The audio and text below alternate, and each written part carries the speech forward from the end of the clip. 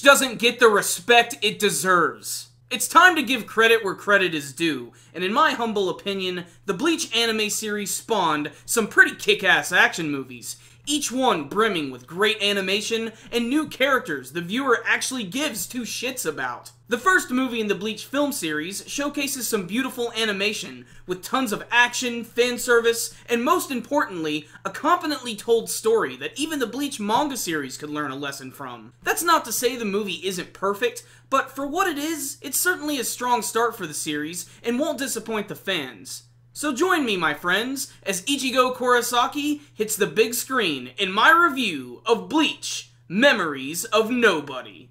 Seeing as how this movie is a spin-off of a popular anime series and manga, going into this blind without any knowledge of the Bleach universe may leave some new viewers scratching their heads.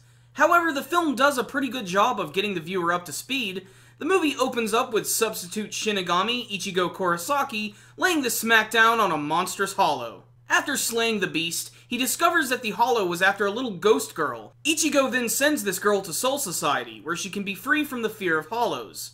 This whole scene is not only action-packed, but serves to show the viewer what the Bleach series is all about and how it works.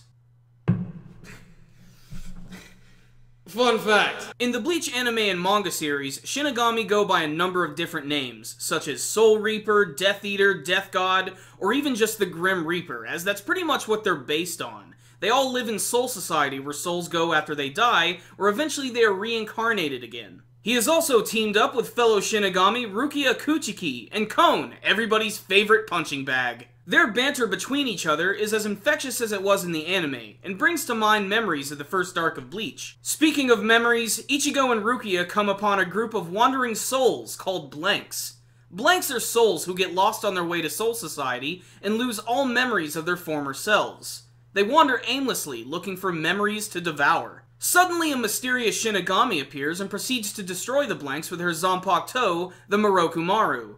Her Zanpakuto is activated when she says, "Bring forth the twilight, Morokumaru." And I don't know why, but it just sounds really cool to me. Her Zanpakuto takes on the form of a monk's staff, and can create small tornadoes and gusts of wind, which tear right through the horde of Blanks. This young Shinigami goes by the name of Senna, and she will be the main focus of the movie.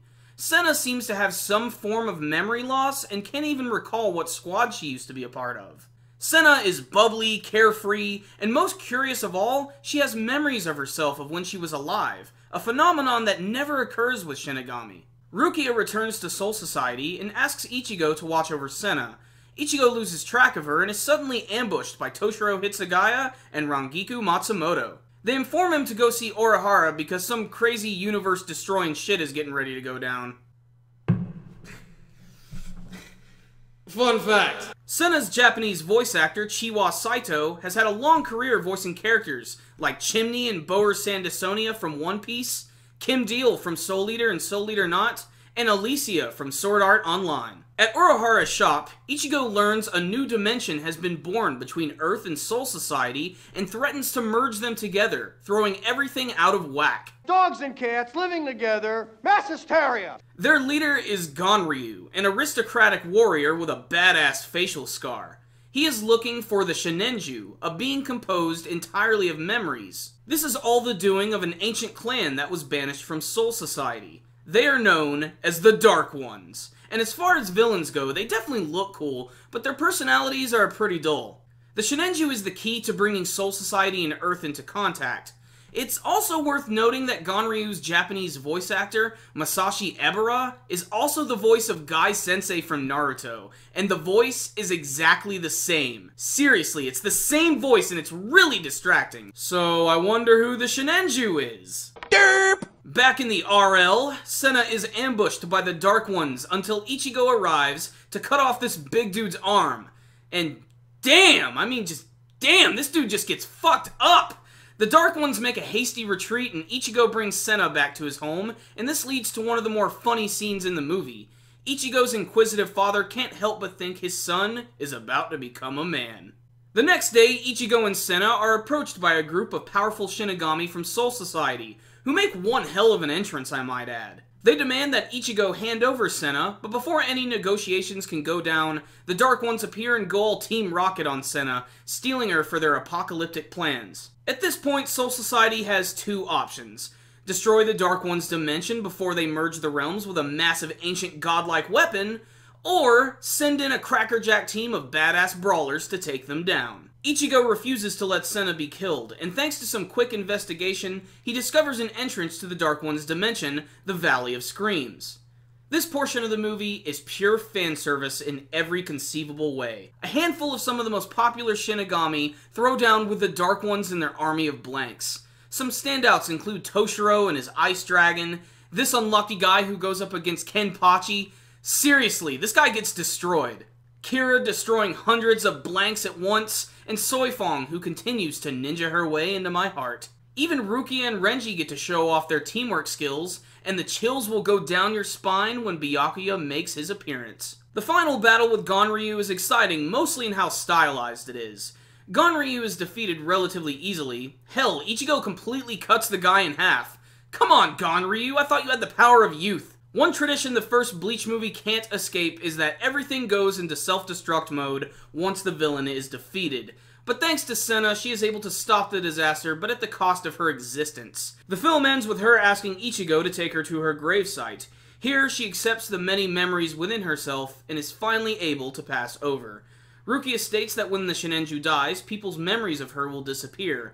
However, the ending of the film, Ichigo notices a young girl with her friends, and is reminded of his new longtime friend. Okie frickin' dokie, that is the first Bleach movie, and you know what? It was pretty damn good. Oddly enough, the thing I liked most about this movie was the story and the artwork. Typically, I'm an action junkie, and while this film has tons of action scenes, the concept of a being composed entirely of other people's memories leads to some very intriguing, confusing, and at times heartwarming scenes. Senna could have been the Jar Jar Binks of this movie, but manages to be enduring and funny at times. There's an abundance of fan service for the fans of the anime, from character cameos to action scenes, and just plain pure fan service. The only weak element of the film to me personally are the villains. Their motive is barely explained, and we don't get to learn about them as individuals, and that's really a shame because they all look awesome and have some really badass looking weapons and powers. Otherwise, this is a great expansion on the Bleach franchise, and fans of either the anime or manga should definitely give it a watch. Casual fans should take note that they throw out Bleach jargon like there is no tomorrow, so I would probably bone up on the series a little bit before watching. Otherwise, the movie is a lot of fun. 3 stars, check it out. And that concludes my review of the very first Bleach movie. If you guys had a chance to see Ichigo's first theatrical outing, I would love to hear your thoughts about it. You can tell me with your comments below, thanks to the magic of YouTube. Yes, please tell me about your favorite action scenes, favorite character cameos, and what you want to see from the future of the Bleach franchise. And did you have a favorite character who did not appear in this movie? And who's your favorite Bleach character in general? Remember guys, before you leave, how about hitting that like button so you can give this video a thumbs up? It really helps us out a lot. But the best way to help us out is to watch our videos and to subscribe to the channel. I'll make it real easy for you guys. There's a little button that's hanging out right up here. Just click on that and it will take you to the light. Remember guys, you can also check us out on Facebook and on Twitter. I'll put links to those in the description box below. So guys, that concludes my review of the first Bleach movie. Stay tuned, I will be reviewing the entire Bleach movie series, so be prepared, they are coming. That concludes my review. Super Kami Guru 9000, out.